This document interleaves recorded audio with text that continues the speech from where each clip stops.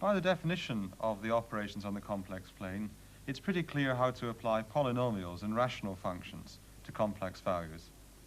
But so far we haven't mentioned anything about applying the elementary transcendental functions of real analysis, sine, cosine, and so on, to complex values. It turns out that in complex analysis, all these functions are much more closely related than they are in real analysis. And in fact, they all boil down to, in some sense, the exponential function. And so in this program, we're going to discuss the exponential function and its associate, the logarithm. So let's start right away with the definition of the exponential function. Now we have to take one definition, and we've taken one of a number for which there is some motivation in the unit. And here it is written down here. Exp of z is e to the x times cosine of y plus I sine y, where of course z equals x plus iy, and e to the x, cos and sine are the usual functions of real analysis. Now, no definition of exp is very much good unless it satisfies the properties we've come to expect of exp. The first of these is the addition formula. Exp of z1 plus z2 equals exp of z1 times exp of z2. And this is fairly easy to prove from the definition given here. More important perhaps than this is the differentiation formula for exp. The derivative of exp, x prime, should just equal exp. Now this is a little harder to prove and is the subject of one of the theorems in Unit 3. It's not really too difficult.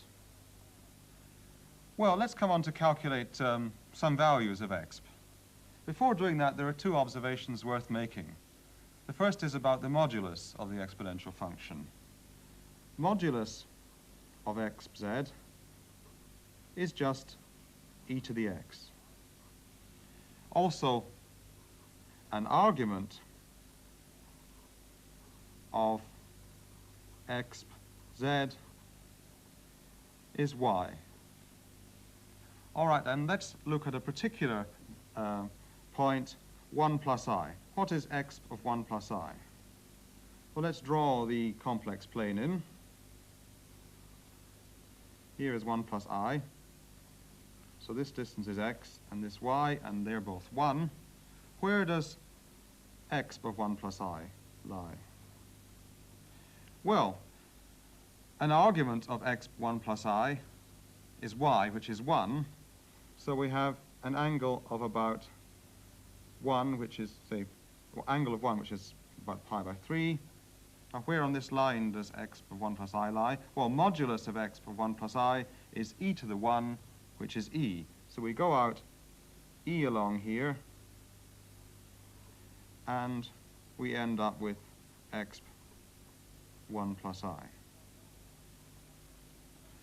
All right, then. Now, no exponential function in the complex plane can be much good, of course, unless it agrees with the exponential function of real analysis on the real line. And it's easy to see that this one does. In particular, exp of 0 is just 1. Now let's look at some values of exp at other points in the complex plane.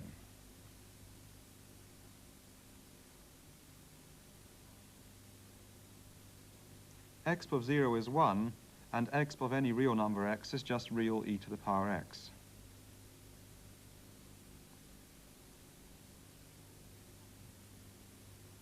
The image of the real line is the positive reals.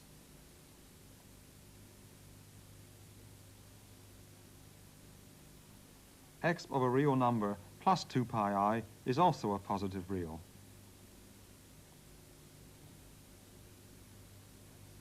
Increasing the imaginary part moves the image round a circle.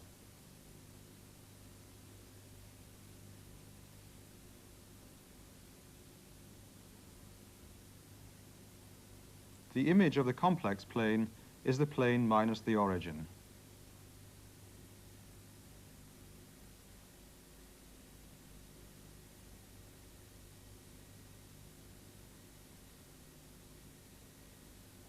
So it seems that every non-zero point is the image under exp of some value.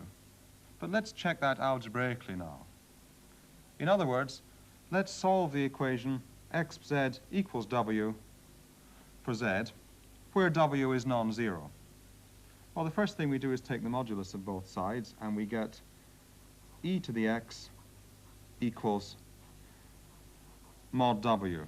And now we're in real analysis, and we can solve for x, and we get x equals logarithm of mod w. The real logarithm, and this is why you see that w should be non-zero, because otherwise this wouldn't be in the domain of log. Well, what about y now? Well, let's write down what we have so far. We know that w equals mod w times cos theta plus I sine theta for some theta, and we know that x of z equals e to the x cos y plus I sine y, and therefore, since this equals this and this equals this, by equating the real parts, cos theta equals cos y, and the imaginary sine theta equals sine y, and that means that not quite y equals theta, but that y equals theta plus 2n pi for some n. And therefore, z equals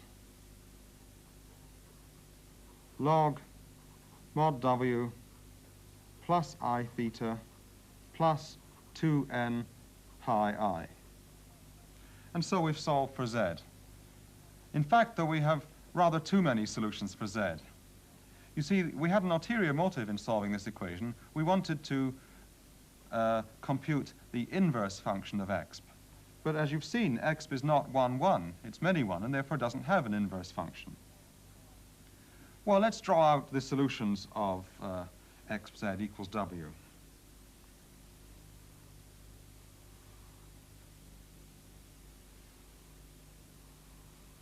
Here's a point w. Now, the things which map to w, well, there's one of them in particular, this one here. Let's call that z0. And then there are other points at intervals 2 pi I up and down the plane. So infinitely many points map to w. In fact, exp is periodic with period 2 pi I. Well, we can't solve for an inverse globally, as one might say. Let's try and solve locally. Suppose one took a little chunk, a little region like this around w. Now, the points in here would in fact come from a little rectangle like this, and copies of this all the way up and down the plane at intervals of 2 pi I. I won't draw all of them. Now, if this region is small enough, these rectangles will be small enough so that they don't overlap. And so if I restrict exp to one of them, say this one, I get a 1, 1 function. And so I can take the inverse function. Well, that's all very well, but this region is rather small. How can we find a larger region? Well, I can certainly, if I add a little bit on here, all that does is push this bit out like this. That's not doing any harm. I can go this way.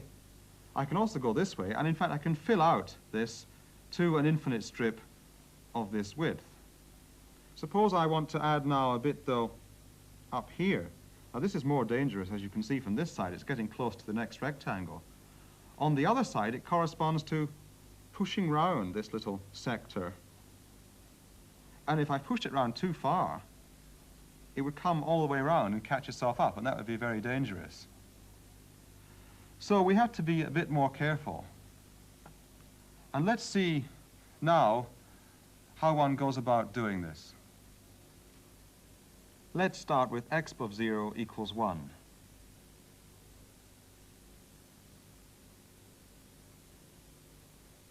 we can take exp of any real number and of numbers whose imaginary part is small, between pi and minus pi. Well, we found a large region on which exp is 1, 1. In fact, as large a region as possible. And such a region we call a fundamental region for exp. So, in this case, the fundamental region is this strip here, lying between minus pi I and plus pi I.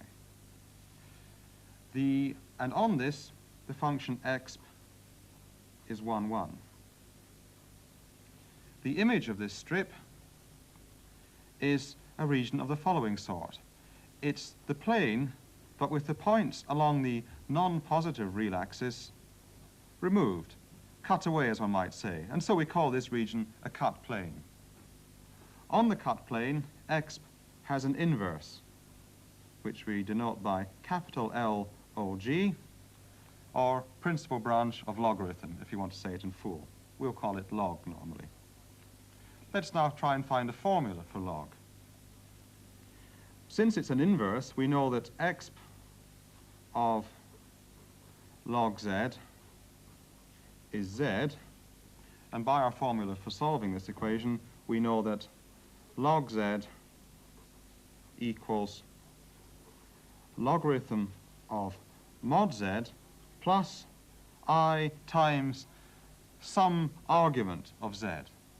Which argument? The argument lying between minus pi and pi. Well, we already have a name for that. It's just arg z. And the capital A goes with the capital L. Well then, that's the formula for log z. Let's calculate some values of log z.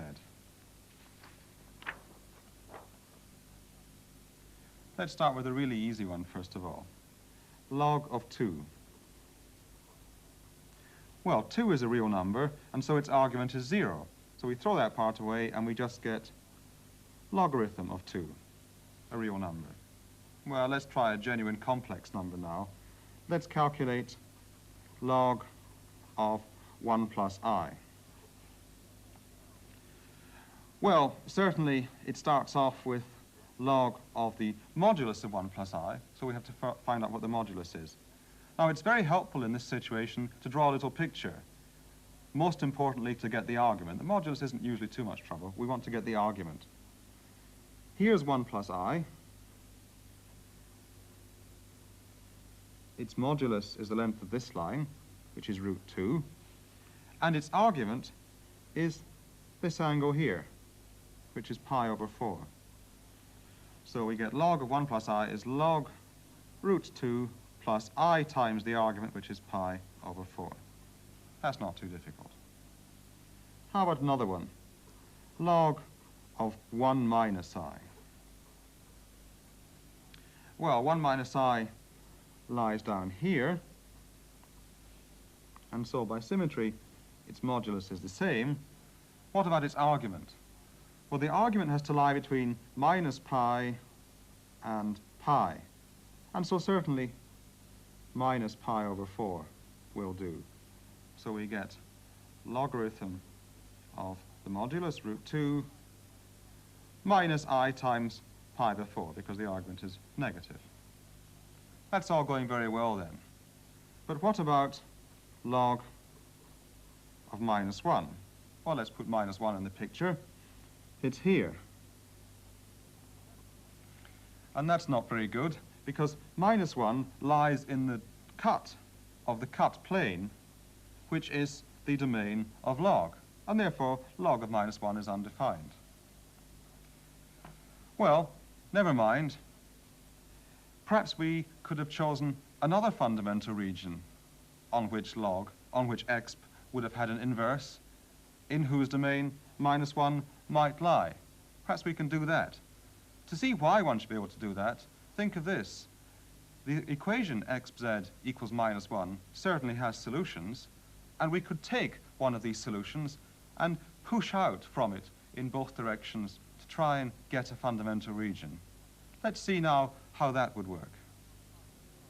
This time we'll start with exp of pi I equals minus 1.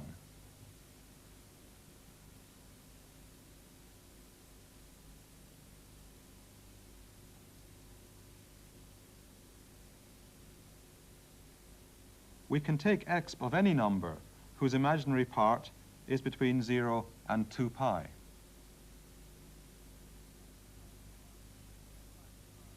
This time we found a different fundamental region, a different strip from the one we had before. Here it is. It's the strip lying between 0 and 2 pi I. On it, exp, let's call it R. On it, exp is 1, 1. The image is again a cut plane. This time the cut is along the non-negative real axis. So we can take the inverse function, which for want of a better name we'll just call LR. Now, what about a formula for LR? Well, exp of LR of Z is Z, and so LR of Z is logarithm of mod Z, as before, plus I theta, where theta is the argument of Z lying between 0 and 2 pi. Oh, we haven't got a name for that. Let's just call it theta. But let's now calculate some values of LR. Let's start off with the one we couldn't do last time, the value of -1 under LR. We'll again put it in the picture. -1 is here. Its argument is this angle, which is pi. So LR of -1 is log of the modulus, which is log 1, plus I times the correct argument, which is pi. Log 1 plus I pi simplifies to I pi. And let's now look through the other complex numbers we had before. What about LR of 1 plus I? Here's 1 plus I. We know its modulus. And this angle here is the argument, the correct argument in this case, pi over 4. So we get log √2 plus I times pi over 4. In fact, that's the same answer as we had last time. What about LR of 1 minus I? Here is 1 minus I. We know its modulus. What about the correct argument? Well, this time we can't use this angle here because it's negative, and theta must lie between 0 and 2 pi. The angle we want is this angle,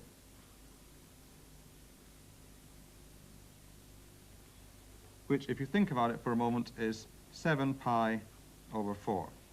So LR of 1 minus I is logarithm of the modulus, √2, plus I times 7 pi over 4.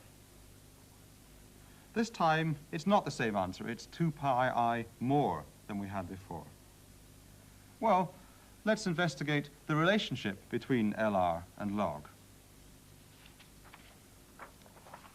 What can we say in general about it? Let's prove something. Well, here are the two formulas. Suppose, first of all, I take a Z in this part of the plane. In other words, the imaginary part of Z is greater than 0. Then LR of Z is logarithm of mod Z plus I theta. Well, let's draw a typical such Z in. Here it is. Here's theta, that's the correct argument for LR. But theta is just arg Z. This is arg Z. So we just simplify this to log Z. All right then, what about for a Z down here? That's when the imaginary part of Z is negative.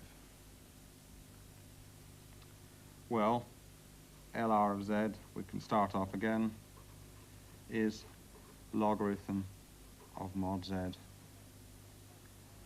plus I times theta. Let's draw a picture again. Here's a z. Now, arc z is this angle, whereas theta is this angle. In fact, theta is just arc z plus 2 pi.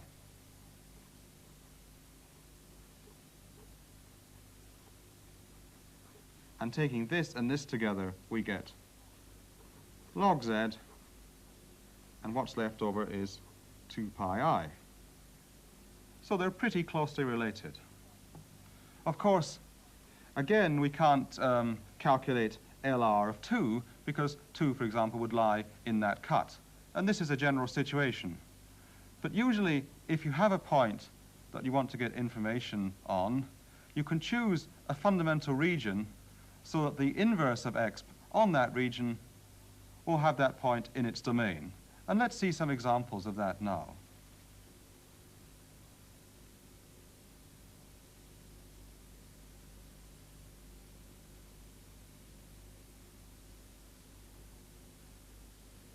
As we change the fundamental region, we change the cut in the plane.